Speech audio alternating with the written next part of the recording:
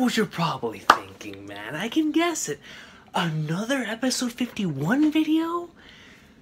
But listen to me, man. I can't help it. I cannot help it, man. It's something that I just love, dog. Seriously.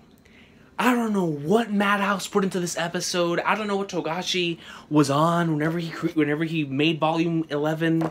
I don't know, man. But it connected with me on levels that I still am trying to begin to understand. I'm still attempting to begin to understand why it is that this content right here is what I need, son. It's what I need to keep going. It's what pulsates through the blood. The greatness that Yoshihiro Togashi wrote and then was adapted by Madhouse into the 2011 anime episode 51. Listen, man. The other day, we were talking on Discord and I was asking, man, and by the way, this is not an 8,000 subscriber special. It could be. I mean, it could be. Hell, whatever, man. It could be. But so they told me in the Discord, because I asked them, I was like, look, what should I do for an 8,000 sub special? And I still don't know what I'm gonna do. But I saw one particular comment in Discord that said, make whatever video you want, and we'll enjoy it. And when I saw that comment, immediately in my head, when I saw make whatever video you want, it was like whenever Crollo told the rest of the troop, go absolutely crazy. In my head, it said, the tar chains have been released. You can talk about episode 51 again. Listen to me, dog. And what's crazy to me about Hunter x Hunter in general is that this episode is one of my favorite experiences ever in anything. This arc is one of my favorite experiences ever in anything. But when I tell y'all right now that I don't even know if it's my favorite episode in the series, that should speak for how GOAT Hunter x Hunter is, man. When, in my mind, even though episode 51 is like a, I don't even know, I don't think there's enough Santa hats to put around the episode. That's how I feel about it. But even with me saying that, episode 135 exists. And I'm like, dog, like in my heart, it's like episode 51 and chapter 318, which is episode 135 in the manga. Because I first experienced it through the manga for that particular episode. So, like, those two, when I think back to Hunter x Hunter, those two are always what stick out, right? But episode 51, AX, Brutal X Battlefield, man.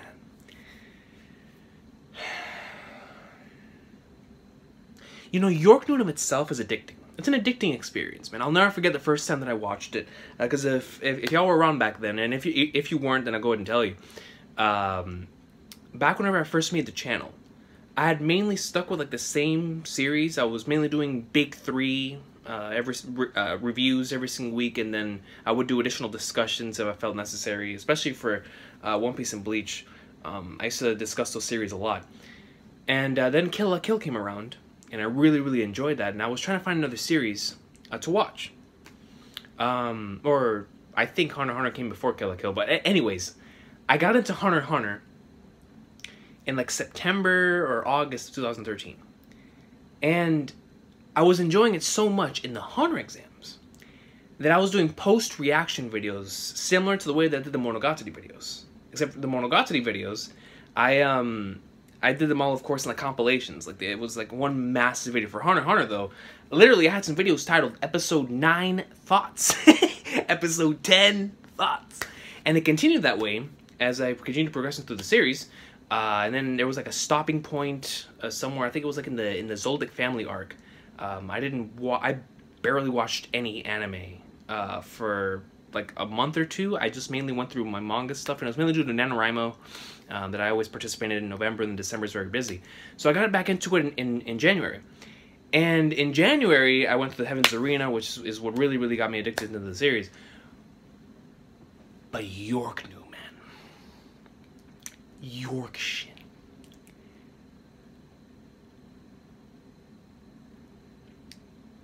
As someone who truly loves and wants to release a book one day, man, wants to release an experience for people to enjoy, for people to immerse themselves in. This is what I want. I want to write something like this. Something like Yorknew. Because Yorknew City, man, like 20th Century Boys, like Steel Ball Run, those magnificent and incredible experiences that once you start, you can't stop. They're so immersive and addicting that everything else is secondary until you finish the series. Or until you finish this arc. It's only an arc. It's an arc that's from episode 39 to episode 59. Technically 58, but 39 to 58.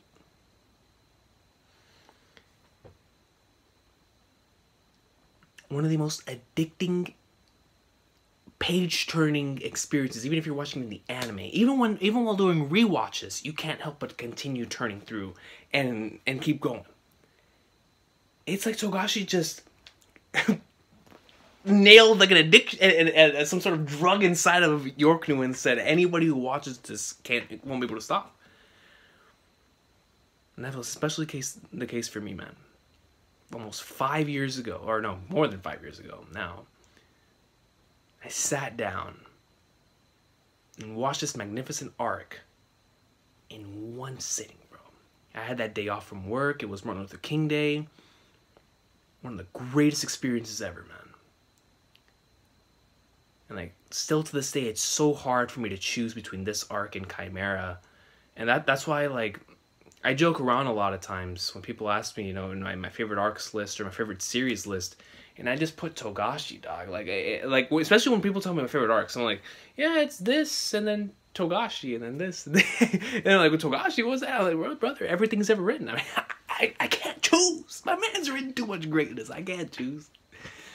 So hard, man, because they're legendary for different reasons.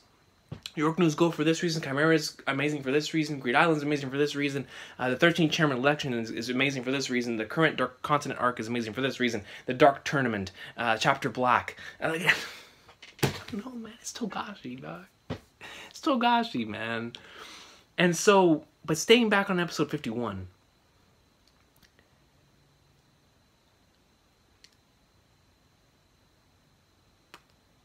I don't know how he does it, man. I don't know how Togashi does it.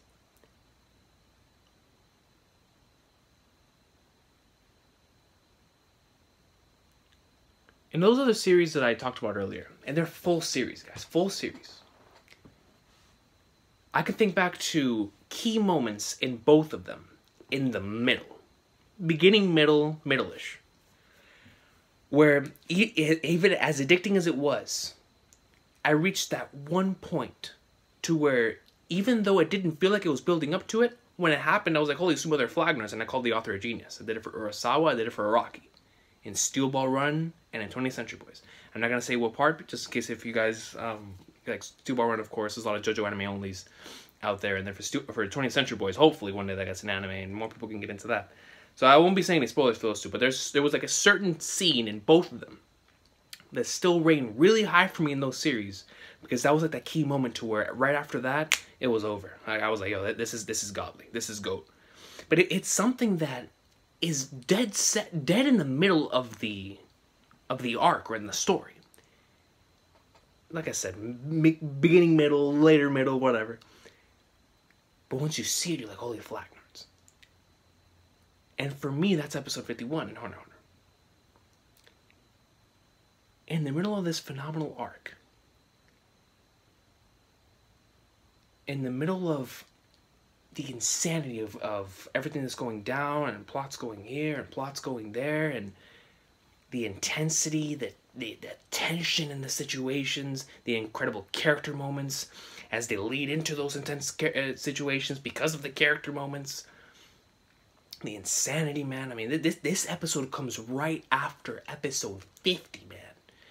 And episode 50 was some of the most intense stuff up until this point in the series. Gon and Killua being captured by Nobunaga, having an intense conversation. They break the ice, and of course, we get that as a viewer, to where Gon and Killua, after arguing with each other, they figure out this plan in order to escape Nobunaga, man. And they head off in two different scenarios. And you're like, holy shit, mother flagman, so they're actually gonna get out of this.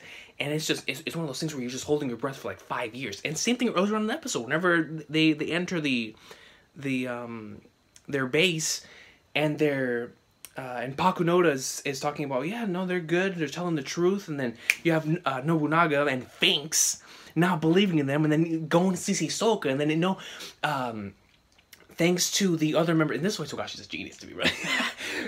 This man goes and sees Hisoka, is about to say something. One of the members is like, oh, you know somebody here? And Killua and Gon are like, nah, because, Hisoka, of course, wants them to play cool.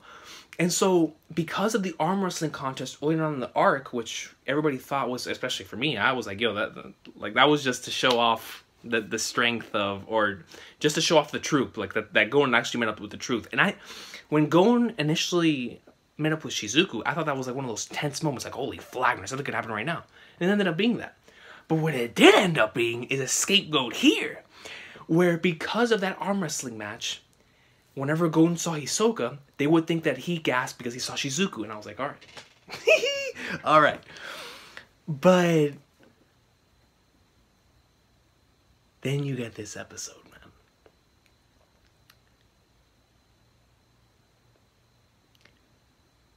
This man, Crollo, has arguably my favorite character introduction in anything. Anything. Y'all know how much I love my villains, man. Y'all know how much I do, bro. And Togashi's the master of introductions. With the troop, with Crollo, with Neferpitu, with Meruem, with Periston, with Terror Sandwich, with Toguro, with Sensui.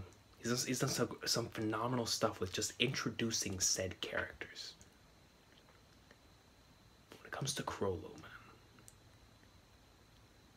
in the last 18 minutes of episode 51, Togashi made Crollo my favorite character in the series until I saw Jing, or until I found out more about Jing, and then of course, like, now, still to this day, it's still a toss between which one I like more. But because, for the sake of the profile picture of the channel, let's go with Jing. Let's go with Jing. But I always say, when people ask me my favorite villain of all time is, in not even just in anime and manga, like I say, like in general, I always say my number 0 is Crollo and the Troop. Because I just don't know where to rank them. Because it's... my bias towards villainous organizations pushes it way high. And because he's the boss of the organization, it makes it even higher. You know?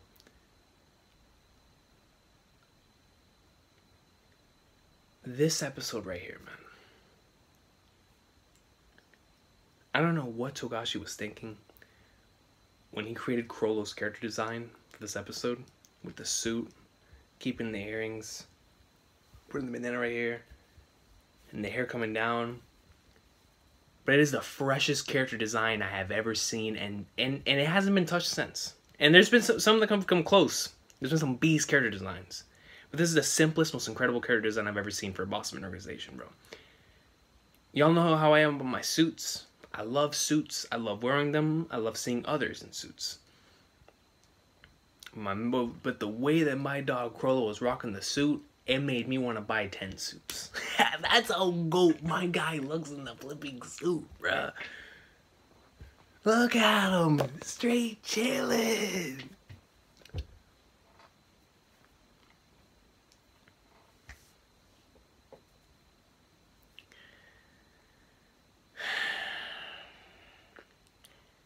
You have a meeting between the two bosses. A boss of the underworld, a boss of the Nostrade family in Neon, who is a character that has so many people up by the throat due to the simple fact that she is able to tell their fortunes.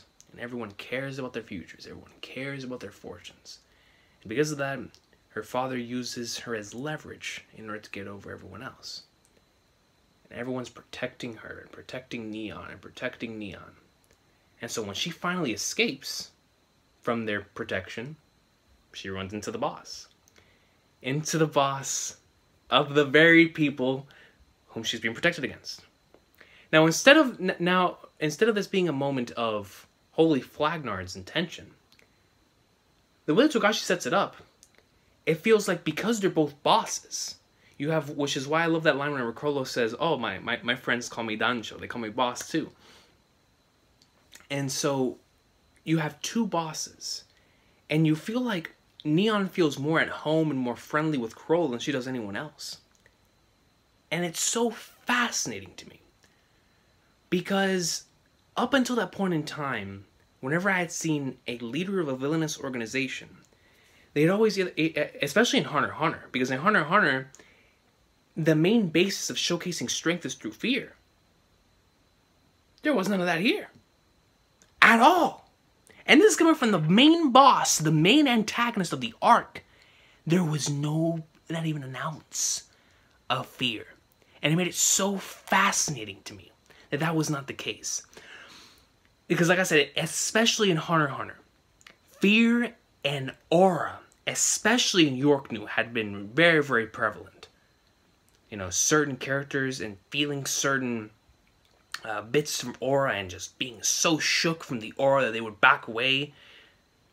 You know, fear, man. Fear is what truly drove power. Fear is what showed strength in Hunter x Hunter. And Togashi did absolutely none of that with Chrollo. But I'll get to that in a sec. Up until I had watched this scene, with every other villainous organization, I had always seen the characters showcase their strength to show why they're the leader. And, you didn't have to question, like with Aizen, right? With Pain. With Crocodile. Well, Crocodile was a very interesting scenario too, but once you actually got to the arc, you were able to know why. Like, you were able to see why Crocodile was the type of dude that he was. Like, you would just look through, or at least for me in the series, like, I hadn't been into many series at the time, so. But still. Even to this day.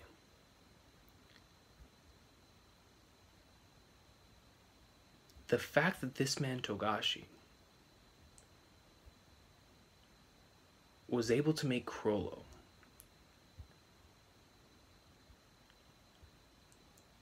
feel like a boss, feel like the leader of an organization in the subtle ways that he did in the build-up to this moment. Because up until this point in time, the only thing we had known about Chrollo was from what the other troop members would say about him. So, we got our main insight into Chrollo through what the other members would say when it came to, what he likes in terms of his antiques. So we got a little insight into his personality, and that he likes reading, and reading ancient texts and whatnot.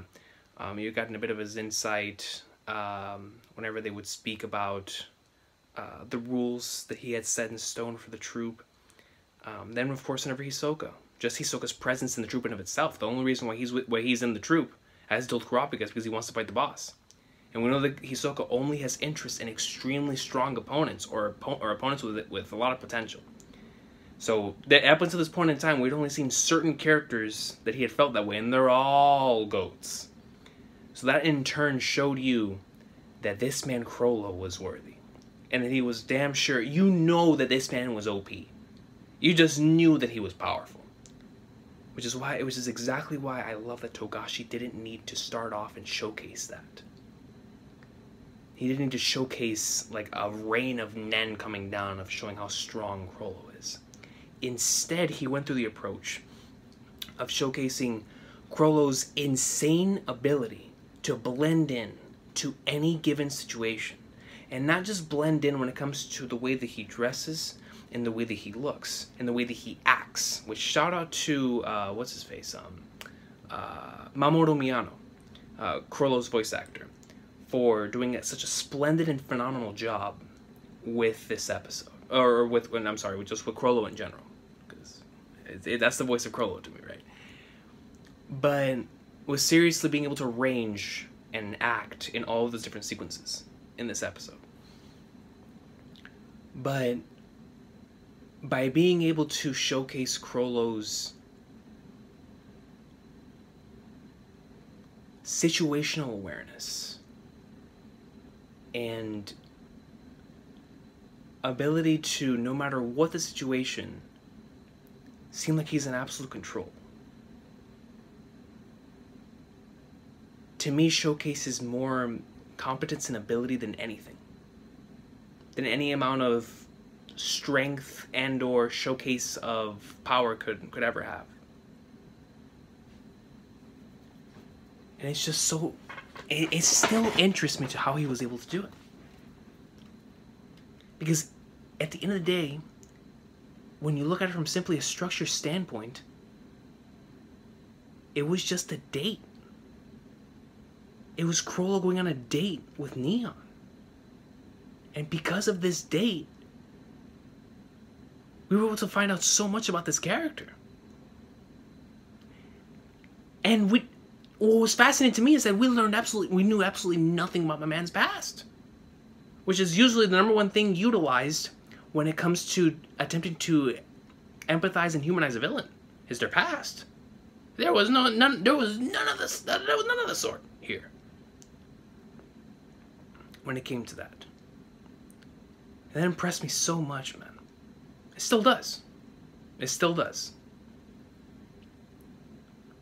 Chrollo's ability to blend in and talk to Neon like if they had been friends forever. And then his ability to blend in, get her out of that place which nobody was going to allow her to get out of, and then go into this new place, go on this date. It was just the sequence of events, man. And still to this day, I can watch that over and over and over again and just be in awe of the way that Chrollo just nonchalantly was able to do all of that. As if it was second nature.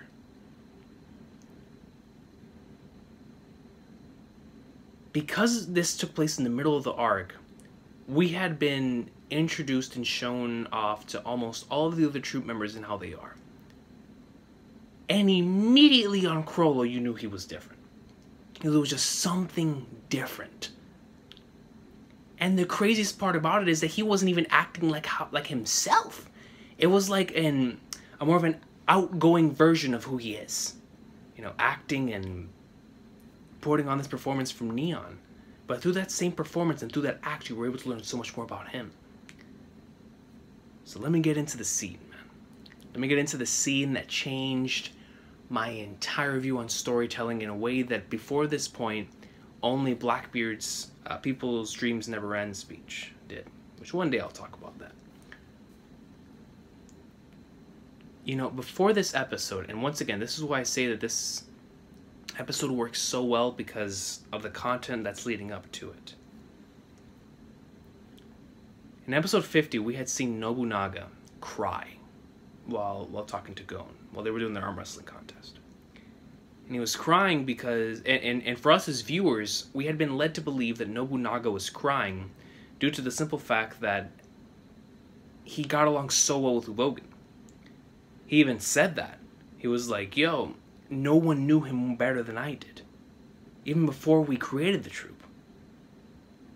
I knew the kind of man that he was. And they always talked about how he always fought better when protecting him. How they always fought better together. And even though they would never acknowledge it, they knew how much they loved it. And so when you saw that from Nobunaga, you couldn't understand why it was that he cried. But none of the other troop members let out that same amount of emotion that Nobunaga did. And so it was still left up in the air because they had talked about how they replace members regularly, and how somebody can come in, defeat someone, and take over like nothing, right? So I feel like the Phantom Troop was like a job, like a wheel that people can just come in. You know, somebody gets defeated, okay, they took their spot. And even then, it still felt special, but it didn't have the amount of weight and depth that only one particular panel and scene added. That was all I needed to know just how much each troop member means to each other.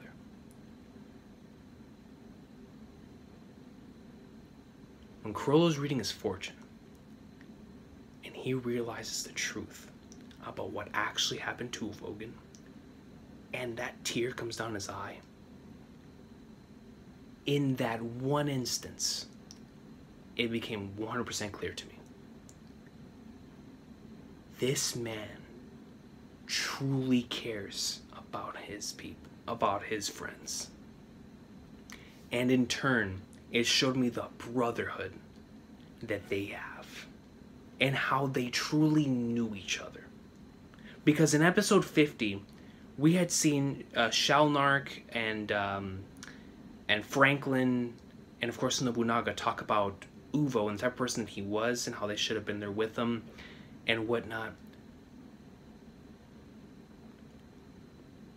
But after that Chrollo scene, because he's the boss, and because usually the heart of the boss, because he's the leader, it emanates in the rest of them. Like, the rest of them feel that same sort of thing that the boss would feel.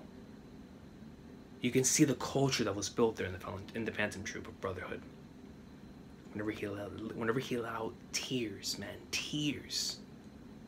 My man's cried because one of his people died. Now, guys, up until this point in time, like I said, not only just in anime and manga, in comics, in my movies, in books,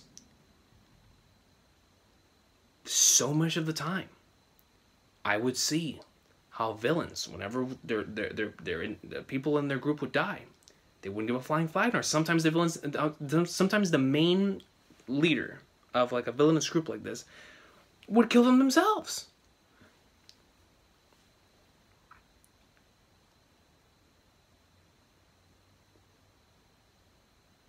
And like I said,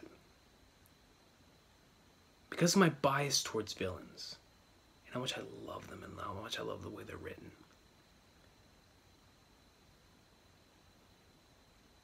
when I saw the way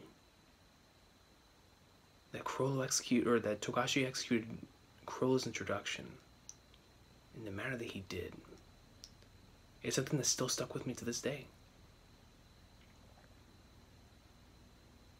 The Phantom Troop built up as a savage group of thieves who massacred an entire family, an entire race. Or not a race, I'm sorry. Not a race, I'm taking it too far. But an entire family, entire clan of dudes.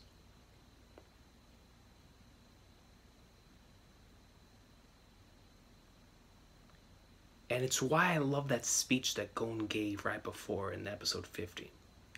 Where he talks about, if only you guys would show even a quarter of that empathy towards the individuals that y'all kill. That y'all show each other.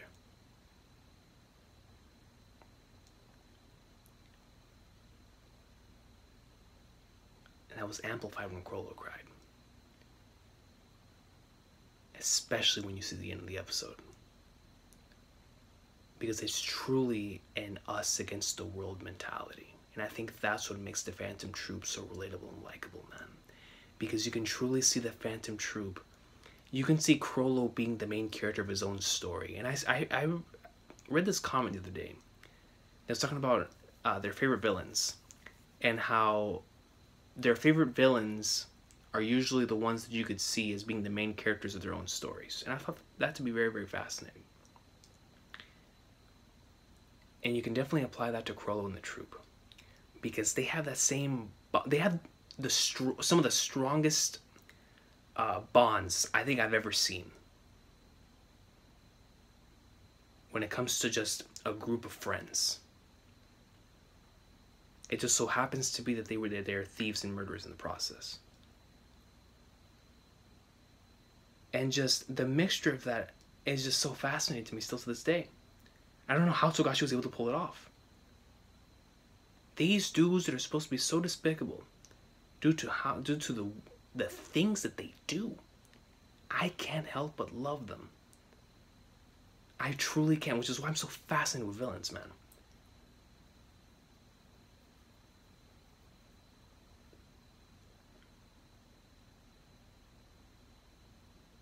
At the end of the episode, they deliver a requiem for Vogan, where they completely annihilate everyone in their path. It didn't matter who they were.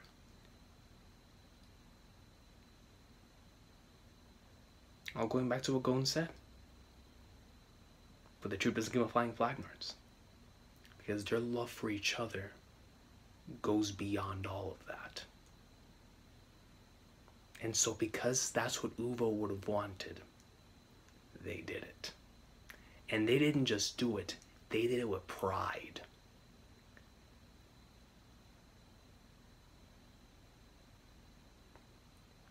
Amazing, man. Amazing. The OSTs, especially the ones that played in the scene with Neon and Crollo whenever they're, it's like the slow version of the opening. Whenever they're discussing and talking about everything, you know, with the fortunes. And the fortunes is a whole nother topic too, man. The fortunes being some of the main topics of discussion even today, because of where we currently are in the manga. But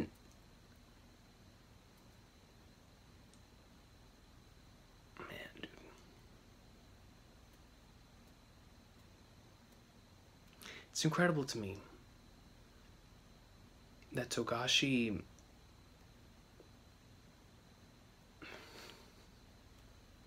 I love this episode so much, bro.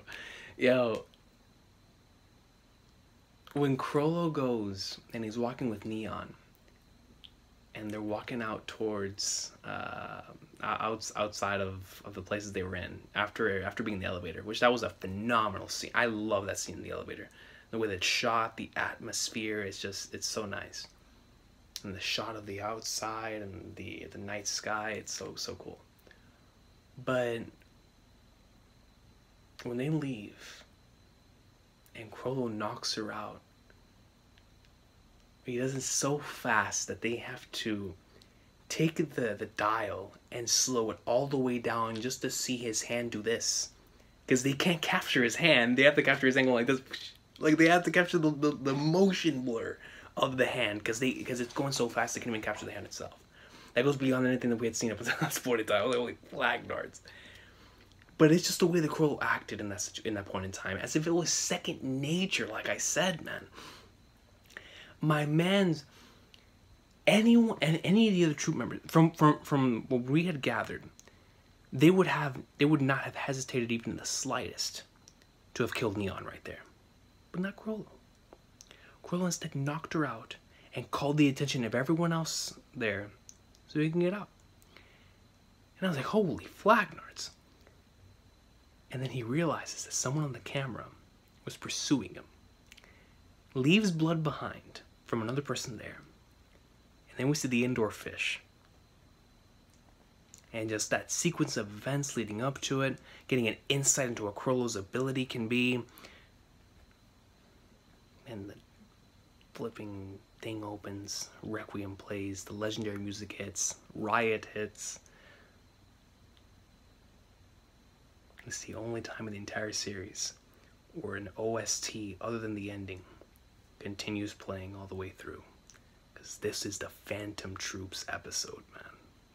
That was their Requiem. This is Madhouse's Requiem for Uvogan, bro. Unbelievable, man. Unbelievable. I truly, from the bottom of my heart, man, love this episode, bro. It is, when I think about why I love anime and manga, when I think about why it is that I wish to one day release a story to the world. When I think about why I love stories, when I think about why I want to continue experiencing stories, when I think about why I do YouTube, I can always correlate all of that back to this episode. When it comes to YouTube, I want people to experience something that they love as much as I love this scene. Or this episode, I should say. I want people to find something that could be immersed as I was in whenever I went through Yorknew, man. And when it comes to anime, bro, I want to find something else to give me the same rush, the same thought-provoking content. And like I said, thought-provoking in a manner of, they weren't talking about any type of conspiracies. They weren't talking about anything massive in the grand scale of the world. They weren't talking about anything that would like go and dive into the human psyche. This was simply just the main antagonist of the arc going on a date with the individual that the people that we're following is trying to protect. And in the midst of all of that, I have some of the most rewatchable scenes and content in the entire series. And why? Because we're following it from the main antagonist perspective.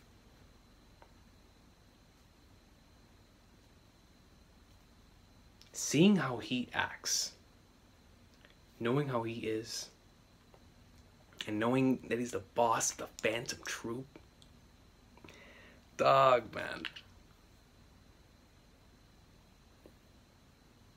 You don't need stellar. It's because, like I said, man, for me, dialogue has always been something, and Togashi, of course, is a master of dialogue. But this was one of those few instances to where, more than the dialogue, I was so interested on the way that, and I guess the dialogue is a part of it with the character interactions and whatnot. There was another thing from Togashi where it was a more show and not tell, or a combination of the two, I suppose. But when I'm by showing and telling, but telling in a way that he had built up the telling part of it, and then in episode 51 it was a showing. This is how Chrollo is. This is how this dude is. This is who Chrollo is. And what's so interesting to me is that for half of the episode, he was acting as something that he's not. To Neon. He was playing the part, blending in.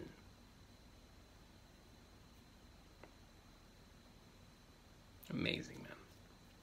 Amazing, seriously.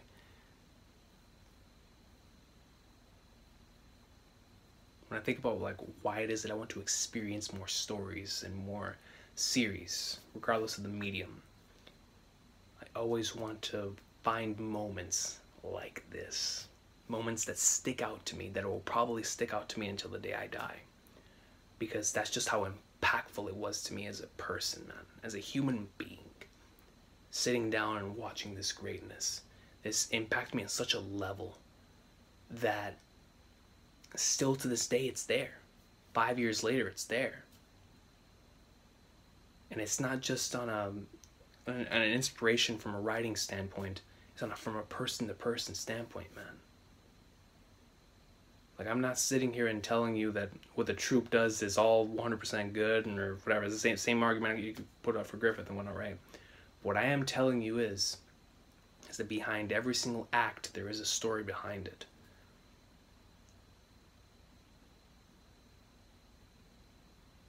It just makes you want to understand people more, man. Togashi's a genius, bro. He truly, truly is. He truly is. And I thank Madhouse every single day for adapting such a masterpiece. Because that's how I got into it. You know, I didn't get into it in the 1999 version, which I have gone through, and it's definitely a fantastic adaptation. Especially with the additional filler sequences and the way that it tells certain things out of order. Especially in Yorknew, they do a great job with Yorknew. But the 2011 version, man, with Hunting for Your Dream, with the voice actors, with the OSTs. It's just, I love it so much, man. And episode 51 truly is, to me, one of the greatest episodes in anime, man. It's hard to, I don't even know what to call it. I don't know if I should call it a rarity, something special, GOAT, I don't know. But it's truly an experience that I can watch that episode right now and I'll feel the same exact way, if not more strongly, than I did when I first watched it. And for an arc like this that is built on tension, for an arc that is built on, is this going to happen because of this? Is it going to happen because of this? That it's an arc that is built for your first viewing. And after the first viewing, it should not be as good as it is the first time. But it's one of those rare instances to where I can rewatch Yorknew over and over and over and over again and still be immersed. And it's insane. I've rewatched episode 51 probably more times than any other episode in the series. And even then, it still keeps me 100% immersed. I don't know how. Is it the atmosphere? Is it the way that Madhouse did such a great job at structuring the episode? Its seamless transitions, the voice acting, the OSTs, the shot composition. I don't know. Is it Togashi's writing? I suppose so, because I can reread Volume 11 a million times and it'll still do the same thing.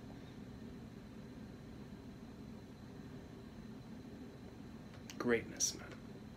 Absolute greatness. But this has been my ramble for the day. This has been my ramble for the day, man. I had to come on here and talk about Hunter x Hunter, bro. I couldn't. Seriously, it was eating me up inside, man. And when I saw that the chains were broken in the Discord, do a video whenever you want, I said, we're going to talk about Hunter x Hunter. We're going to talk about Hunter x Hunter episode 51, man. But anyways, I hope everybody has an awesome sauce of a day. Take care. Hunter x Hunter awesome sauce, man. It's legendary, bro. It's legendary.